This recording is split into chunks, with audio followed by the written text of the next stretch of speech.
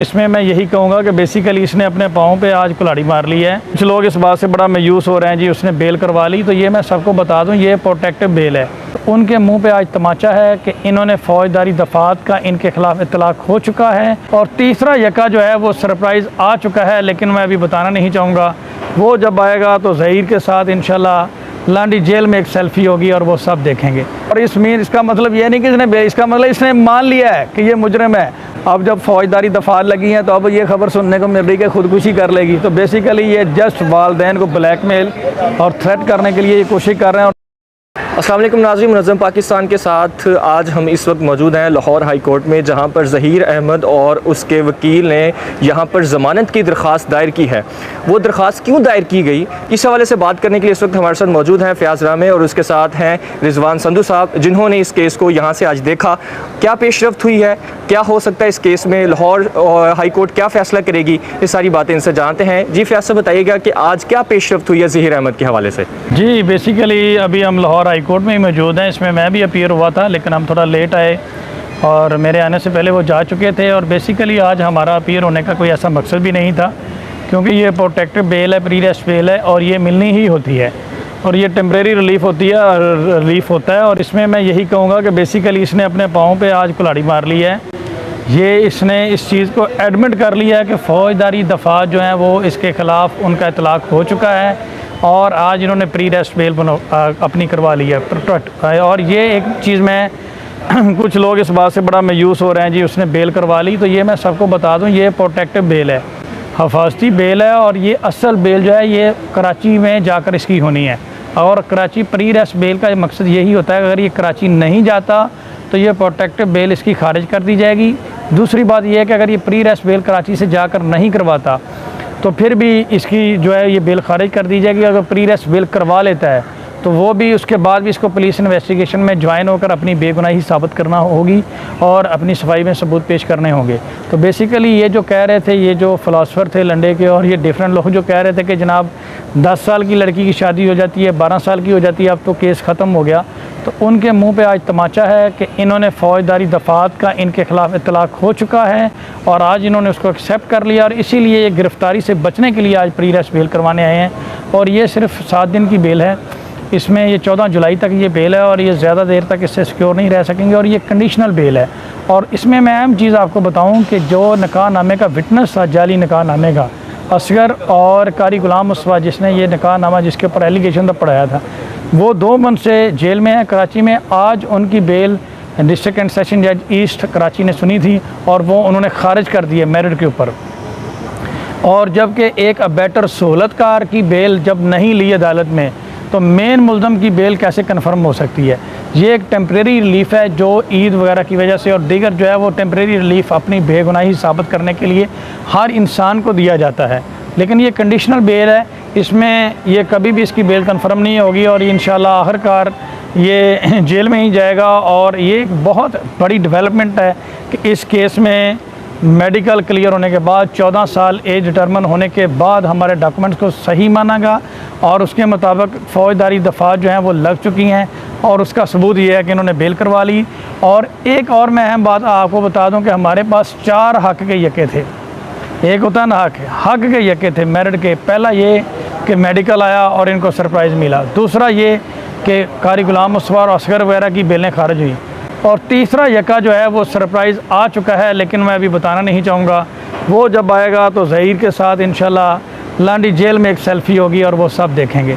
और चौथा यका जो है वो जब आएगा तो इनके होश उड़ जाएंगे। तो 2 अभी बाकी हैं, 2 आ चुके हैं, 3 आ चुके हैं, एक मैं अभी बताना नहीं चाह रहा, वो तब बताऊँगा जब सिंध जेल में मुलाकात होगी। अच्छा, ये केस तो कराची में चल रहा है, सिंध हाई कोर्ट कराची में, तो ये लाहौर से आज ज़मानत क्यों ली गई है? जी, जब आपने सफ़र करना हो और अदालती प्रोसीडिंग का सामना करना हो तो इसलिए इंसान को एक राहदारी ज़मानत, हफाजती ज़मानत मिल जाती है कि कराची अदालत में पेश होने से पहले रास्ते में उसको कोई गिरफ़्तार ना करे। तो इस ज़मानत का मकसद सिर्फ एक प्रोटेक्टिव बेल है, कंडीशनल बेल है। ये तब दी जाती है एक बेगुनाह शख्स अगर कोई अपने आप को क्लेम करे। तो इसका मतलब ये है कि ये ज़मानत तब ली जाती है जब आपके ऊपर कोई एलिगेशंस हो, FIR दर्ज हुई हो और आप पर सारे दफात लग चुकी हों। डेफिनेटली यही तो मैं बताना चाह रहा हूँ कि बेल होती तब है जब आपके ऊपर जुराइम लग चुके हों। और इसका मतलब ये नहीं कि इसका मतलब इसने मान लिया है कि ये मुजरिम है और उस दफात में इसको बेल करवानी पड़ गई है। और ये बेल सिर्फ कराची जाने के लिए है कि रास्ते में से कोई गिरफ़्तार ना करे। और पहले इन्होंने सारा सिस्टम मैनेज किया हुआ था और यही ज़हीर था जो सेल्फियाँ लेता था और जाता था, और अब बेल करवाना चल गई। ये इस केस में बहुत बड़ी डेवलपमेंट है, क्योंकि ट्रायल कोर्ट ने कहा था अगवा की दफ़ात और शनाख्त इसमें शामिल करें, जो हम पहले दिन कहते हैं। मेडिकल आने के बाद वो हमारी बात सच हुई और 14 साल बच्ची की डिक्लेयर हुई और वो दफ़ात शामिल हुई, और आज इस मुजरिम को बेल करवानी पड़ी। ये जो अदालतों को मजाक समझता था, जो कहता था कि बच्ची कभी पेश नहीं होगी, ये वही था जो कहता था कि जब सिंध हाई कोर्ट के फ़ैसले पे हमें ढूंढ रहे थे तो मैं टीवी पे बैठा देख के हंस रहा था। ये वही मुजरिम था जो आज मुंह छुपा के अदालत में पेश हुआ है। और आज अदालतों की सैंक्टिटी का और इसको पता चला, और मज़ीद इसको जब ये कराची पेश होगा तो मैंने आपको बताया कि तीसरा यका भी आने वाला है। वो जब आएगा तो इंशाल्लाह कराची लांडी जेल में इसके साथ एक सेल्फी होगी और वो सारी दुनिया देखेगी। ठीक है, ये तो हो गई आज की प्रोसीडिंग सारी जो लाहौर हाई कोर्ट में हुई है। अगली डेट कौन सी है और अगली समात में क्या होगा Lahore high court? Lahore high court में 14 जुलाई इसकी डेट है। उसमें इंशाल्लाह हम अपना वकालतनामा जमा करवाएंगे और हम इस बेल को मेरिट के ऊपर कंटेस्ट करेंगे और इसकी बेल खारिज करवाएंगे। और अगर ये कराची पेश नहीं होता तो अल्टीमेटली ये हिफाजती बेल है, ये राहदारी बेल है कराची जाने तक के लिए। अगर पेश नहीं होता तो अल्टीमेटली ये डिसमिस होनी है। अगर ये कराची जाके बेल करवाता है वहाँ से प्री रेस्ट, असल ज़मानत कराची से होनी है, और ये उस ज़मानत को करवाने के लिए एक हिफाजती ज़मानत है। अगर यह कराची से जाकर करवाता है तो फिर भी ट्रायल कोर्ट के सामने पेश होना पड़ेगा। तो हम तो यही कहते थे कि ट्रायल कोर्ट तो उधर है, उधर पेश होना चाहिए। तो जो हमें लतीफ़े सुनाए जाते थे कि ये पंजाब में निकाह हुआ है, पंजाब में ट्रायल चलना है, तो ये सारी बातें आज इनके मुंह पे ऊपर बहुत बड़ा तमाचा है और इनका हर बात इनकी झूठ साबित हुई है और हर बात में इनको मुंह पे खानी पड़ी और रिज़ल्ट आपके सामने है। कल जो प्रोसीडिंग हुई है उस हवाले से बताइए। कुछ लोग कह रहे हैं कि कल की डेट में कोई ख़ास पेशरफ नहीं हुई, वो बताइए कि वो क्या मामला था? जी देखें, हर इंसान ने अपने तरीके से सोचना। अदालतें जो होती हैं वो कानून के मुताबिक चलती हैं और अदालतों ने डॉक्यूमेंट्स और एविडेंस देखने होते हैं।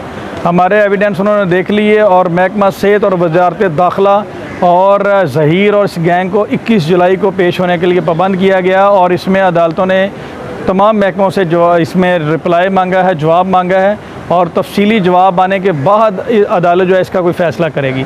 तो कल का दिन जो है वो बड़ा पेशरफ्त रहा है। हमारी रिट उन्होंने एक्सेप्ट की है, ऐसी बात नहीं है, और कानून के मुताबिक उन्होंने उसको इंटरटेन किया है। अगर उसमें कोई ऐसी बात ना होती तो वो रिट खारिज कर देते कि ऑलरेडी सिंध हाई कोर्ट से फ़ैसला हो चुका है।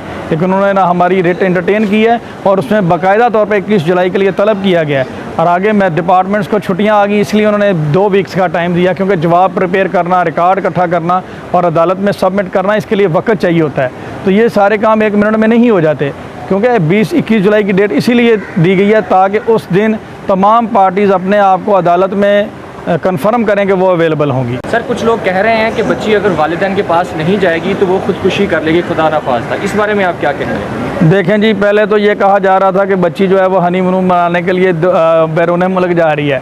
अब जब फौजदारी दफ़ात लगी हैं तो अब ये खबर सुनने को मिल रही है कि खुदकुशी कर लेगी। तो बेसिकली ये जस्ट वालिदैन को ब्लैकमेल और थ्रेट करने के लिए ये कोशिश कर रहे हैं, और ये अपने आप को सेव करने के लिए इस तरह की हरकतें कर रहे हैं, बच्ची को थ्रेट कर रहे हैं। और इसमें मैं आपके चैनल के थ्रू यही मैसेज दूंगा कि अगर बच्ची को कुछ हो जाता है तो वो सारी ज़िम्मेदारी इनकी होगी। बच्ची इस वक्त संगीन किस्म के ख़तरे में है और जो है वो कांस्टेंट डेंजर में है। अगर बच्ची को कुछ हो जाता है तो उसकी जो FIR होगी वो ये यूट्यूबर्स और ये सब के ऊपर होगी, और उसके ज़िम्मेदार ये होंगे, क्योंकि बच्ची इनकी इलीगल कस्टडी में इस वक्त। और ये अगवा की दफ़ा तो आपने देखा इनके ऊपर लग गई हैं, अगवा और रेप की, और ये 302 की भी अगर ये ऐसी हरकत करेंगे तो ज़रूर इनके अल्लाह ताला, मैं इसमें करता हूँ कि अल्लाह ऐसा ना करे, लेकिन ऐसा कोई होता है तो उसके ज़िम्मेदार यही होंगे।